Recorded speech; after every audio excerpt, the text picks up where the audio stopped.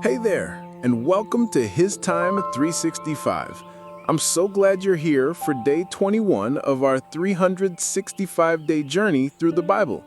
Today, we'll look at Exodus 16 through 18, and I'll walk you through what happens, what it means, and why it matters. I'll share a summary and some insights to help you see the big picture and connect with the heart of the scripture. During your quiet time, I encourage you to read today's lesson in a Bible translation that speaks to you best. Now grab a quiet moment, take a deep breath, and let's spend a few minutes giving God His time. God's provision and guidance. Lessons from Exodus 16 to 18. Have you ever felt lost or unsure about what tomorrow holds? The journey of the Israelites through the wilderness in Exodus 16 to 18 offers profound lessons on trust, provision, and community that resonate deeply with our modern lives. As we explore these chapters, let's see how God's ancient story speaks to our everyday struggles. In Exodus 16, we find the Israelites in the wilderness, grumbling about their circumstances. After being freed from slavery in Egypt, they begin to long for the comforts of their old life, even the food they used to eat. They voice their complaints saying, "Would to God we had died by the hand of the Lord in the land of Egypt." Exodus 16, verse 3. Their dissatisfaction is palpable, and it reflects a common human tendency. We often forget the struggles we faced when we encounter new challenges. God hears their complaints, and He responds with an incredible promise. He tells Moses that He will rain down bread from heaven for them, ensuring that they will have enough to eat each day. This miraculous provision is known as manna, which is described as something sweet and nourishing like coriander seed. The Israelites are instructed to gather only what they need for each day, teaching them to rely on God daily. I have heard the murmurings of the children of Israel. Exodus 16:12, God assures Moses, emphasizing His attentiveness to their needs. As the days go by, the Israelites learn to collect manna every morning, discovering that it appears like dew on the ground. However, there's a twist. On the sixth day, they are to gather double the amount to prepare for the Sabbath, a day of rest. This sets the stage for a vital lesson about balance in life, where work and rest go hand in hand. Fast forward to Exodus 17, where the people face yet another challenge: thirst. They complain to Moses again, questioning why he brought them out of Egypt only to die of thirst in the wilderness. Their complaints reveal a deeper issue: a lack of faith. God, in His mercy, instructs Moses to strike the rock at Horeb, and from it flows water for the people. This act not only quenches their thirst, but also serves as a powerful reminder that God provides even in the most desperate situations.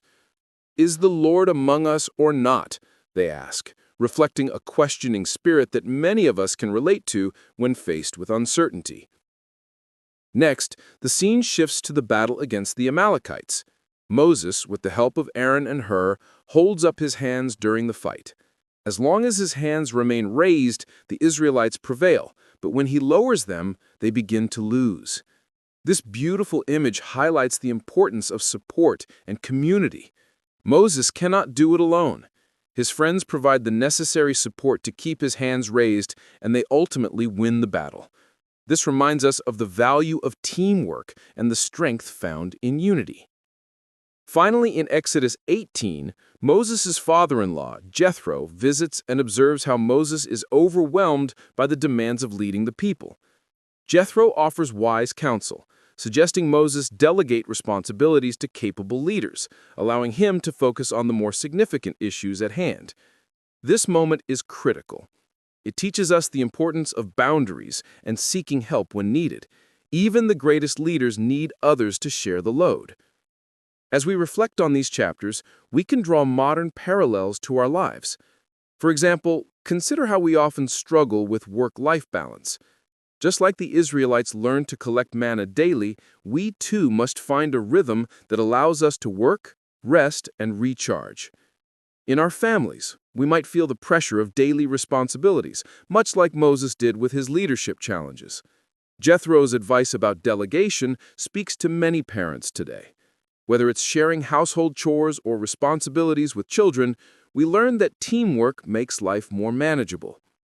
Financially, God's provision for the Israelites reminds us to trust in His plan. In times of uncertainty, we might feel like we are in a dry desert. But just as God provided water from the rock, He can provide for our needs in unexpected ways. And in our mental health, the Israelites' journey shows us the importance of community. Just as Moses had Aaron and Hur to lean on, we can benefit from having a support system in our lives, friends, family, or even professionals who can help us through tough times.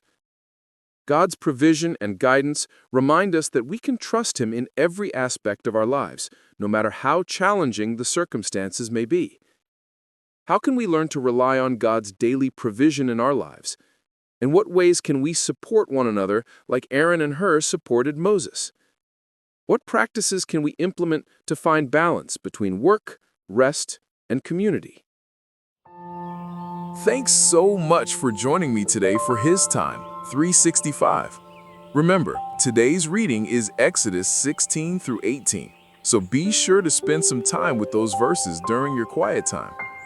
Tomorrow, we'll be diving into Exodus 19 through 22, so feel free to read ahead if you'd like to prepare.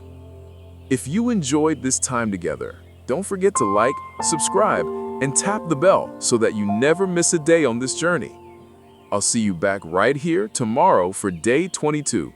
Until then, stay encouraged, and thank you for giving God His time today.